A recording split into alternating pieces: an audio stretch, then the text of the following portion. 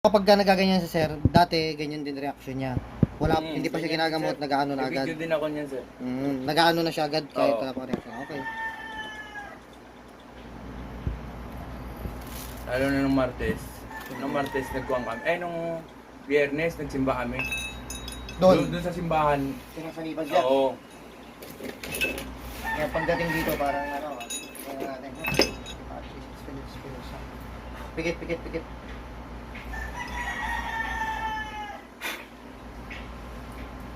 Ito, hindi to kulam sir ha. Sinasabi ng ibang manggagamot, kulam.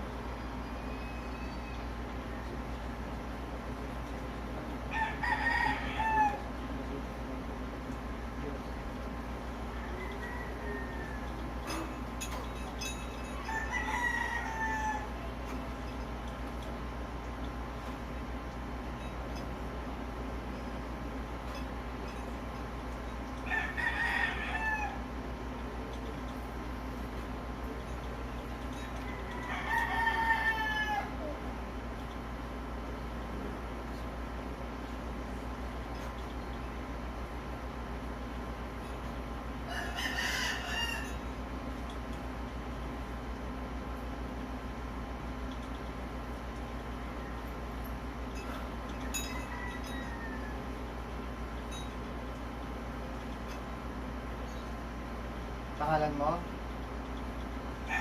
Ano pangalan mo? Pangalan niyo po, sagot. Ano pangalan?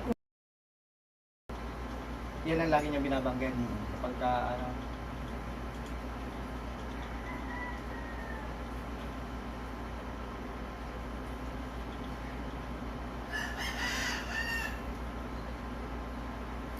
ilang taon ka na?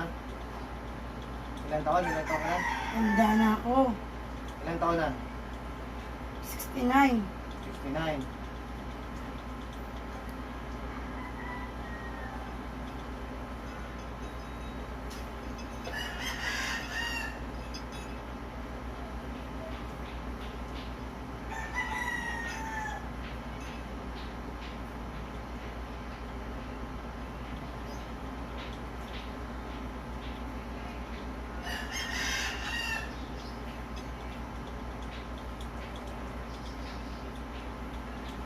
Oh, ito sir aminin ko po ito sir, talagang hindi gagaling to sa mga manggagamot. Okay? Kasi sa totoo naman, wala talaga siyang sanib ng kulam. Okay, alam ko si ma'am, aware, alam niya yung nangyayari. Okay? Kaya talagang kahit magpagamot sa, sabi niya marami kayong manggagamot, ulit, hindi naman kulam to sir. Umpisa pa lang, di ba sabi ko hindi kulam.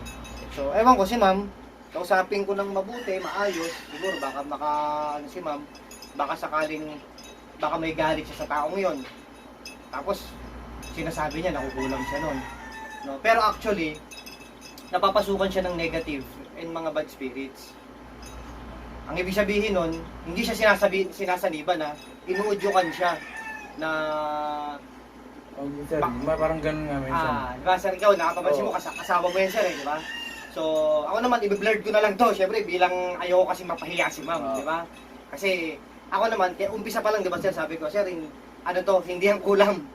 Di ba, sabi ko sir. Pero alam ko, naiintindihan ni ma'am to. Yun, papaliwanagan ko na lang si ma'am. Ay sir, ano lang po muna kayo Saan? Upo muna kayo sa second floor po. Pakisindi na lang yung isang electric fan doon kung medyo mainit po. Nakasindi na yung isang electric fan po doon. Sige po, tapusin ko lang to sir ha. Ngayon, alam ko, hindi ka, possible, hindi siya sinasaniban ng bad spirits, ng demonic, hindi. Inudyukan siya na isipin mo, sabihin mo, kinukulang ka, tapos para masiraan yung taong to. Or para maglalo lalo sila mag-away. No? Alam ko na intindihan ni ma'am yun. Ngayon, gusto kong makausap si ma'am na masinsinan, hindi ko sasabihin pangalan mo, naka-blurred dyan, hindi ka makikilala kasi iingatan ko yung identity mo. Ayoko naman ding bukod doon sa pinabanggit mong pangalan, i-edit ko yun. Ayoko kasing kasi hindi siya kinukulang ng taong 69 years old. So, hindi yon. Tatanungin ko si ma'am, anong problema niya sa taong yon? Or else, meron silang pagtatalo, meron hindi pagkakaintindihan, uudyukan ka ng demonyo na gumawa ng masama, na isipin mo kinukulam ka nun kahit hindi naman, or para lalo kayo mag-away. Hindi, inuudyo ka, pat siyempre, ng sarili mo, nagpapatukso ka. Imbis na magpatawad ka sa kapwa, hindi ka makapagpatawad. Kasi nga, nagpapa-apekto ka dun sa sinasabi ng mga bad spirits or demonyo na mabaghari sa'yo yung hindi makapagpatawad, yung galit at puot. Imbis na makapagpatawad ka, hindi. Walang iya silang lahat. Oh, tinan mo ngayon, di ba naiintindihan ni ma'am, di ba? Kanina nakasanib. Sabi niya nakasanib si Corazon, pero ngayon, aware siya. So, may papaliwanagan na lang po kita ma'am ha, para makawala ka dyan sa sama ng loob mo. Para pag napalitan niya ng pagmamahal, ang maghahari sa'yo, yung kapangyarihan ng Panginoong Diyos. Pag-ibig, hindi yung puot at galit sa kapwa. Kasi ma'am, aminin naman natin sa hindi, makasalanan din tayo. Ikaw, ako, lahat tayo makasalanan. Makasalanan din yon. Pero sabi ng Panginoong Diyos, magpatawad ka. Para, mo, nagsasayang ka ng oras magpagamot na magpagamot. Nagsasayang ka ng oras, panahon, di ba? So, wala. Naghahari sa atin yung puot at galit eh. Pero pag pagmamahal, ay matatapos yung problema nyo. Okay, papaliwanagan po kita na mas maayos, mama. Alam ko, naiintindihan mo yung sinasabi ko, ma'am. Yan, huwag kang magpatalo sa, huwag kang magpadala sa udyok, tukso ng demonyo. No? Dapat ang maghahari yung sinasabi ng Panginoong Diyos, pagmamahal sa kapwa. Sabi nga, ibigin mo yung kaaway. No? Ako, kahit manggagamot ako, ma'am, kahit kita nyo sa video, parang nagpaparusa sa mga magkukulam, sa nakikita nyo, parang masamang tignan dahil nagpaparusa ka. Pero, sabi nga ni Lord yung anak mo nga, paluhin mo para matuto eh. Paparusahan mo yung gumagawa ng masama para matuto, hindi na gumawa ng masama. Para matuwid yung buhay nila, maging matuwid sila. No? So, dapat ganun din po tayo. No? Baka iniisip na iba, porque manggagamot. Hindi, ano yan, paparusahan niya talaga yan. Puro galit lang nasa isip natin, hindi po laging ganun. Mukha lang galit yun, pero hindi mo alam. Sa kalooban pala ng manggagamot, may pagmamahal doon na magbago siya. Kung hindi talaga magbabago, siya pumipili ng tadhana niya. Dapat pag-ibig po yung pinag-aano natin sa buhay, hindi po yung ganyan, ha? Papaano ko na lang po. Huwag kayong mag-alala, yung identity mo, hindi ka makikilala kahit na ano. Pero sana naman, kahit na anong galit natin, kahit anong sama ng kapwa natin, huwag tayo magpapanggap na kinukulam tayo. Para lang maanuhan natin yung, dahil galit tayo dun eh. Sa isip natin, siya ang mali, tayo tama. Pero yung pamamaraan pa rin natin, mali pa rin. Kahit masamang pagkatao nila, mali pa rin tayo.